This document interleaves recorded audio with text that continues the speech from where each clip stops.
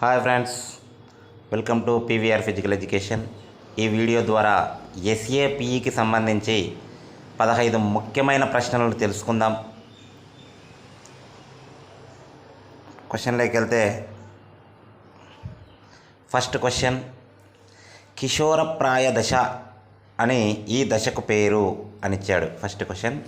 అందులో ఆప్షన్లు గమనించినట్లయితే బాల్య దశ, యౌవనారంభ దశ, శైశవ దశ, కౌమార దశ అని ఇచ్చాడు. మరి ఆన్సర్ ఏంటి అని అంటే కౌమార దశ. ఈ కౌమార దశ అనేటువంటిది అధికంగా ఒత్తిడితో కూడుకుని ఉంటుంది.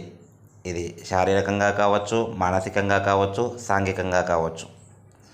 శైశవ దశ అనేది ఈ యొక్క వ్యక్తి యొక్క పెరుగుదలలో వేగవంతంగా ఉంటుందన్నమాట. ఇక్కడ శైశవ దశ తర్వాత కౌమార దశలో ఉంటుంది. యౌవనారంభ దశ అనేటువంటిది మనకున్నటువంటి అన్ని దశలలో కల్లా చాలా చిన్న దశ, ముఖ్యమైన దశ కూడా. అలానే బాల్య దశ. ఈ బాల్య దశ అనేటువంటిది విద్యార్థి యొక్క లేదా ఆ యొక్క వ్యక్తి యొక్క అతి సంతోషకరమైనటువంటి దశగా మనం చెప్పుకోవచ్చు బాల్య దశ అనేది. మరి మొదటి క్వశ్చన్కి ఆన్సర్ వచ్చేసి కౌమార దశ. రెండవ క్వశ్చన్ ఒకసారి చూద్దాం. రెండవ క్వశ్చన్, వినోద కార్యక్రమంలో సరైన దానిని ఎంచుకోను అని ఇచ్చాడు. ఇందులో వినోదము ఖాళీ సమయంలో చేయు కార్యకలాపం, వినోదం విచక్షణ జ్ఞానంతో కూడుకున్న సమయం, వినోదం అనేది ప్రాథమిక అవసరం అని ఆప్షన్ ఇచ్చాడు. పైవన్నీ అని కూడా ఇచ్చాడు. మరి ఆన్సర్ ఏంటి అంటే వినోదం అనేటువంటిది ఖాళీ సమయంలో చేసేటువంటి పని. ఇది రైట్ ఆన్సర్. అలానే వినోదం విచక్షణ జ్ఞానంతో కూడుకున్నటువంటి సమయం, అది కూడా రైటే. వినోదం అనేటువంటిది ప్రాథమిక అవసరం. మానవుడు వినోదం లేనిది జీవించలేడు. నిత్యం తను చేసే పనిలో వినోదాన్ని ఎప్పుడూ వెతుక్కుంటూ ఉంటాడు. అలానే ఖాళీ సమయంలో, అది కూడా సమాజం ఆమోదించబడినటువంటి అంశం ఏదైనా ఉంది అని అంటే అది వినోదం ఒకటే. కాబట్టి ఇక్కడ ఉన్న పై అన్ని ఆన్సర్లు కరెక్టే. కాబట్టి ఆన్సర్ వచ్చేసి పైవన్నీ. నెక్స్ట్ మూడవ ప్రశ్న, శరీర భాగాలను త్వరగా కదిలించగల సామర్థ్యము అని ఇచ్చాడు. అందులో కింద చూస్తే సహనశక్తి, వేగం, బలం, సమన్వయ సామర్థ్యం అని ఇచ్చాడు. మరి శరీర భాగాలను త్వరగా కదిలించగల శక్తిని ఏమంటారు లేదా సామర్థ్యాన్ని ఏమంటారు అని అంటే వేగం అంటారు.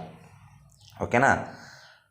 మరి సహనం అంటే ఏంటి అని అంటే ఏదైనా ఒక పనిని మనకు శక్తి ఉన్నంత వరకు ఆ పనిలో కొనసాగిన తర్వాత ఆ యొక్క మనకున్నటువంటి ఏదైతే ఆ శక్తి సామర్థ్యాలను మించి మనం యాక్టివిటీలో లేదా కృత్యంలో పాల్గొంటామో దాన్నే సహన శక్తి లేదా సహన సామర్థ్యం లేదా క్షమశక్తి అని పిలుస్తారు, లేదా ఎండూరెన్స్ అని కూడా పిలుస్తారు. బలం అంటే ఏంటి అని అంటే భారానికి అవరోధంగా లేదా వ్యతిరేకంగా పనిచేసే సామర్థ్యాన్ని బలం అని అంటాం.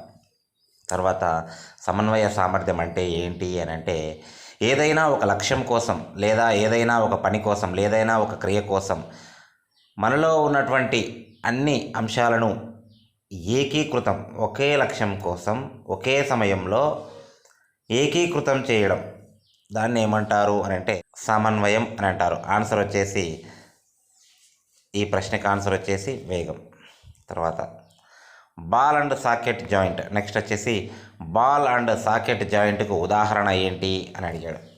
మరి బాల్ అండ్ సాకెట్ జాయింట్కి ఉదాహరణ ఏంటంటే స్టిర్నో క్లాసికల్ జాయింట్ అని ఇచ్చాడు. తర్వాత రేడియస్ అల్నా జాయింట్ అని ఇచ్చాడు.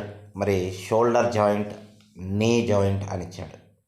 మరి బాల్ అండ్ సాకెట్ జాయింట్కి ఉదాహరణ ఏంటి అని అంటే షోల్డర్ జాయింట్. మరి నీ జాయింట్కు ఉదాహరణ ఏంటి అని అంటే హింజ్ జాయింట్, అంటే మడతబంద కీళ్ళు అని అంటారు. ఓకేనా. నెక్స్ట్ ఐదవ ప్రశ్న, ఉపాధ్యాయునికి ధైర్యము భరోసా ఇచ్చుటలో ప్రధాన పాత్ర వహించే ప్రణాళికకు నిర్వహణ దీనిలో భాగం చెందును అని అన్నాడు. అంటే మనం పాఠ్య ప్రణాళిక అనేటువంటిది ఉపాధ్యాయునికి ధైర్యాన్ని ఇస్తుంది, నమ్మకాన్ని ఇస్తుంది, భరోసాని ఇస్తుంది. మరి అలాంటి ప్రణాళికకు నిర్వహణ అంటే సింపుల్గా చెప్పాలంటే ఇక్కడ ప్రణాళికను తయారు చేసుకున్నట దీనిలో భాగము అని అడిగాడు. కింద ఆప్షన్ చూస్తే వ్యవస్థాపన, పరిపాలన, స్పోర్ట్స్ మేనేజ్మెంట్, యాంటిసిపేషన్ అని ఇచ్చాడు. మరి ప్రణాళిక తయారీకిలో అనేటువంటిది దీనిలో భాగము అని అంటే వ్యవస్థాపనలో భాగము, అంటే ఆర్గనైజేషన్లో భాగము, అంటే సమకూర్చుకోవడం, తయారు చేసుకోవడం, ఇలాంటి అంశాలన్నీ వ్యవస్థాపకకు సంబంధించినటువంటి అంశం. అదే పరిపాలనకు సంబంధించిన అంశం ఏంటి అని అంటే ప్రణాళికను నిర్వహించుట. ఇక్కడ చూడండి, ప్రణాళికకు నిర్వహణ వేరు, ప్రణాళికను నిర్వహించడం వేరు, రెండు వేరు వేరు పదాలు. ఓకేనా? కాబట్టి ఈ ప్రశ్నకు ఆన్సర్ వచ్చేసి వ్యవస్థాపన. 6వ ప్రశ్న, బడ్జెట్ అనే పదానికి మూలపైదమైన బగ్గెట్టో అనే ఫ్రెంచ్ భాషా పదం, దీని అర్థం ఏంటి అని అడిగాడు. అంటే బడ్జెట్ అనేటువంటిది ఆంగ్ల భాషా పదం. ఈ బడ్జెట్ అనే ఆంగ్ల భాషా పదం ఎక్కడి నుంచి వచ్చిందయ్యా అని అంటే బౌగెట్టో అనేటువంటి ఫ్రెంచ్ భాషా పదం నుంచి వచ్చింది. దీని యొక్క అర్థం ఏంటో ఒకసారి తెలుసుకుందాం. ఆప్షన్ ఏ వచ్చేసి సంచి, ఆప్షన్ బి వచ్చేసి ఆదాయ వ్యయాల సూచిక, ఆప్షన్ సి వచ్చేసి నివేదిక, ఆప్షన్ డి వచ్చేసి ఆదాయ వ్యయాల పట్టిక అని ఇచ్చాడు. మరి బౌగెట్టో అంటే ఏంటి అని అంటే సంచి అని అర్థం, సంచి అని అర్థం. ఓకేనా? నెక్స్ట్ 7వ ప్రశ్న, ఆర్గనైజేషన్లోని ఆర్గానం అనే పదం యొక్క అర్థం. ఇక్కడ చూస్తే బాగా ఆర్గనైజేషన్ అనేటువంటిది ఆంగ్ల భాషా పదం. ఈ ఆర్గనైజేషన్ అనేటువంటి ఆంగ్ల భాషా పదము దాని యొక్క మూల పదం, అంటే organization derived from Latin word. ఈ వర్డ్ ఏంటంటే ఆర్గానం. ఆర్గానం యొక్క అర్థం ఏంటి అని అడిగాడు. ఇక్కడ పర్సు, సేవ, పరికరం, నిర్వహణ అని ఇచ్చాడు. మరి ఆర్గానం అంటే ఏంటి అని అంటే పరికరం అని అర్థం, పరికరం అనే అర్థం. ఓకేనా? అంటే దీన్ని ఇంగ్లీష్లో టూల్ అంటారు, టూల్. ఓకేనా? మరి నిర్వహణ అంటే అడ్మినిస్ట్రేషన్కు సంబంధించినటువంటి అంశము. ఈ అడ్మినిస్ట్రేషన్ అనేటువంటి పదము లాటిన్ భాషా పదమైన అడ్మినిస్ట్రేర్ అనేటువంటి లాటిన్ భాషా పదం నుంచి వచ్చింది. ఆ భాషా పదం యొక్క అర్థం ఏంటి అని అంటే సేవ అనే అర్థం, లేదా నిర్వహణ అనే అర్థం అడ్మినిస్ట్రేషన్కి. ఓకేనా? మరి పర్స్ అంటే మనకు తెలుసు, పర్స్ లేదా సంచి అనేది బౌగెట్టో అనేటువంటి ఫ్రెంచ్ భాషా పదమైనటువంటి ఆ పదం యొక్క అర్థం అని మనకు తెలుసు. కాబట్టి ఈ ప్రశ్నకు వచ్చేసి ఆన్సర్ పరికరం. 8వ ప్రశ్న, క్రీడా వినోద సిద్ధాంతాన్ని ప్రతిపాదించినది ఎవరు అని అడిగాడు. మరి క్రీడా వినోద సిద్ధాంతాన్ని ప్రతిపాదించింది ఎవరో కింద ఆప్షన్లు చూద్దాము. Lazarus, Karl Groos, Aristotle, John Dewey అని ఇచ్చాడు. మరి ఈ క్రీడా వినోద సిద్ధాంతాన్ని ప్రతిపాదించింది ఎవరయ్యా అంటే లజరస్. ఓకేనా? ఆప్షన్ వచ్చేసి ఏ. మరి ఈ లజరస్ అనే పదం ఆప్షన్లో లేకపోతే మనము ఇంకా 2 వ్యక్తుల పేర్లు తెలుసుకోవాలి. ఆ ఇద్దరు ఎవరో మీరు ఒకసారి కామెంట్ రూపంలో తెలియజేయండి ఫ్రెండ్స్. అలానే కార్ల్ గ్రూస్ ఏ సిద్ధాంతాన్ని ప్రతిపాదించాడు అని అంటే యాంటిసిపేటరీ థియరీ, అంటే ముందస్తు సిద్ధాంతాన్ని ప్రతిపాదించాడు. నెక్స్ట్ అరిస్టాటిల్ క్యాథర్సిస్ అనేటువంటి సిద్ధాంతాన్ని ప్రతిపాదించాడు. నెక్స్ట్ జాన్ డ్యూయీ ఏ సిద్ధాంతాన్ని ప్రతిపాదించాడో కామెంట్ రూపంలో తెలియజేయండి ఫ్రెండ్స్. ఓకే. నెక్స్ట్ చిన్న ప్రేగు యొక్క వెడల్పు ఇది తెలంగాణ డిఎస్సిలో రీసెంట్గా వచ్చినటువంటి బిట్టు. చిన్న ప్రేగు యొక్క వెడల్పు కింద ఆప్షన్ చూస్తే 2 సెంటీమీటర్లు, 2.5 సెంటీమీటర్స్, 3 సెంటీమీటర్స్, 3.5 సెంటీమీటర్స్. మరి ఆన్సర్ వచ్చేసి 2.5 సెంటీమీటర్స్. 10వ ప్రశ్న, పాఠ్య ప్రణాళికను బోధించుటలో ఏ ఇద్దరు ఉపాధ్యాయుల మధ్య వ్యత్యాసాలను చూచుటలో ఈ భాగమునందు అవకాశము కలదు. పాఠ్య ప్రణాళికను బోధించుటలో ఏ ఇద్దరు ఉపాధ్యాయుల మధ్య వ్యత్యాసమును చూచుటలో ఈ భాగమునందు అవకాశం కలదు అని అన్నాడు. మరి ఇక్కడ చూస్తే ఆప్షన్లో executive part, explanatory part, rhythmic counting part, pause part అని ఇచ్చాడు. మరి ఆన్సర్ ఏంటి అని అంటే ఉపాధ్యాయుని యొక్క మూర్తిమత్యాలలో భేదాలను ఎక్కడ చూడవచ్చు అని అంటే ఎగ్జిక్యూటివ్ పార్ట్ నందు చూస్తాము. ఈ భాగం అనేటువంటిది 3వ భాగము, గుర్తుపెట్టుకోండి. ఆప్షన్ వచ్చేసి ఏ. ఓకేనా? నెక్స్ట్ ఇక్కడ ఎక్స్ప్లనరీ పార్ట్ అని ఇచ్చాడు. ఎక్స్ప్లనరీ పార్ట్లో ఉపాధ్యాయుడు యాక్టివిటీని లయబద్ధంగా కానీ నంబర్స్ను ఉపయోగించి కానీ లేదా డ్రమ్ బీట్తో కానీ ఈ యొక్క ఎక్సర్సైజ్ను వివరించడం జరుగుతుంది. తర్వాత రిథమిక్ కౌంటింగ్ అనేటువంటిది ఏంటి అని అంటే ఎక్సర్సైజ్ను లయబద్ధంగా ఇక్కడ కృత్యాన్ని అమలు చేపిస్తాడు, అంటే ప్రాక్టీస్ చేయిస్తాడు. తర్వాత పాజ్ పార్ట్ ఎక్సర్సైజ్ను వివరించిన తర్వాత ఆ యొక్క ఎక్సర్సైజ్ విద్యార్థుల మనసులో నిలిచిపోవడానికి కొంత విరామ సమయాన్ని ఇస్తారు, వాళ్ళ మనసులో ఊహించుకోవడానికి. ఇది చాలా ముఖ్యమైనటువంటి భాగము. ఓకేనా? ఈ 10వ ప్రశ్నకు ఆన్సర్ వచ్చేసి ఎగ్జిక్యూటివ్ పార్ట్. 11వ ప్రశ్న, జంప్ ట్రైనింగ్ అని దీనికి పేరు. జంప్ ట్రైనింగ్ అని దీనికి పేరు. ఎవరికి పేరు కింద ఒకసారి చూద్దాం. Fartlek training, plyometric training, interval training, continuous training.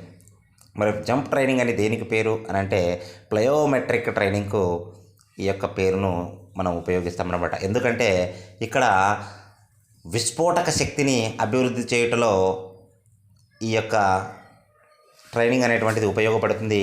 ఈ విస్ఫోటక శక్తి కోసం ఎక్కువగా జంపింగ్ ఎక్సర్సైజ్ను చేస్తాం కాబట్టి ఇక్కడ జంప్ ట్రైనింగ్ను ఉపయోగిస్తారు దీనికి బదులుగా. ఓకేనా. నెక్స్ట్ ఫార్ట్లెక్ అనేటువంటిది వెరీ అడ్వాన్స్డ్ మెథడ్ ఇన్ ఎందుకంటే ఈ యొక్క ఎండూరెన్స్ను అభివృద్ధి పరచుటలో. అలానే ఇంటర్వెల్ ట్రైనింగ్ అంటే తెలుసు మనకు. ఇంటర్వెల్ ట్రైనింగ్లో ఎనారోబిక్ ఎండూరెన్స్ను అభివృద్ధి పరచుకోవచ్చు. కంటిన్యూస్ ట్రైనింగ్లో ఏరోబిక్ ఎండూరెన్స్ను అభివృద్ధి పరచుకోవచ్చు. ఈ ప్రశ్నకు వచ్చేసి ప్లయోమెట్రిక్ ట్రైనింగ్. నెక్స్ట్ 12వ ప్రశ్న. పాఠశాలలో వ్యాయామ విద్యనందు కీలక పాత్ర వహించే క్రీడా సామాగ్రి కొనుగోలు చేయడానికి వ్యాయామ ఉపాధ్యాయులు ఉపయోగించే నగదు. సేమ్ బిట్టు తెలంగాణలో పీఈటీ పేపర్కు మొన్న జరిగినటువంటి 26th రోజు జరిగినటువంటి ఎగ్జామినేషన్ పేపర్లో వచ్చింది. మరి ఎంత అంటే కింద ఆప్షన్లు చూస్తే 50, 20, 10, 30 ఇచ్చాడు. వాస్తవానికి 25% నుంచి 40% కొనుగోలు చేయడానికి అవకాశం ఉంటుంది క్రీడా పరికరాలను. మరి ఆ రెండింటి మధ్యన ఎంత ఉంది ఇక్కడ ఆప్షన్లో గమనిస్తే 30 దగ్గరగా ఉంది కాబట్టి ఆన్సర్ వచ్చేసి 30. 13వ ప్రశ్న. లాన్ టెన్నిస్ ఆటలో ఇరు క్రీడాకారుల యొక్క స్కోరు 30 అయితే గేమ్ ముగించడానికి ఈ స్కోర్తో గెలవవచ్చు అన్నారు. మరి మనకు తెలుసు లాన్ టెన్నిస్లో స్కోర్ ఎలానో. ఫస్ట్ లవ్, తర్వాత 15, తర్వాత 30, తర్వాత 40, తర్వాత 50తో గేమ్ ఎండ్ అవుతుంది. ఒకవేళ 40 దగ్గర స్కోర్ ఆల్ అయితే దాన్ని డ్యూస్ అంటాము. నెక్స్ట్ 60కి గేమ్ పాయింట్ వెళ్ళిపోతుంది. ఇక్కడ 30 ఉంది కాబట్టి గేమ్ పాయింట్ వచ్చేసి 50తో ముగుస్తుంది కాబట్టి ఆన్సర్ వచ్చేసి సి. 14వ ప్రశ్న.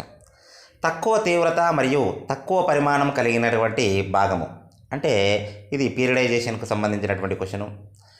ఈ క్వశ్చన్లో ఒకసారి చూస్తే సన్నద్ధ భాగము, విశ్రాంతి భాగము, పోటీల భాగము, పైవన్నీ అని ఇచ్చాడు. మరి సన్నద్ధ భాగము అంటే ప్రిపరేషనల్ పీరియడ్. ఈ ప్రిపరేషనల్ పీరియడ్లో ఎలా ఉంటుంది అని అంటే సన్నద్ధమైన భాగంలో ఇంటెన్సిటీ తక్కువ, ఓకేనా, వాల్యూమ్ ఎక్కువగా ఉంటుంది. మరి పోటీల భాగంలో ఇంటెన్సిటీ ఎక్కువ, పరిమాణం తక్కువగా ఉంటుంది, వాల్యూమ్ తక్కువగా ఉంటుంది.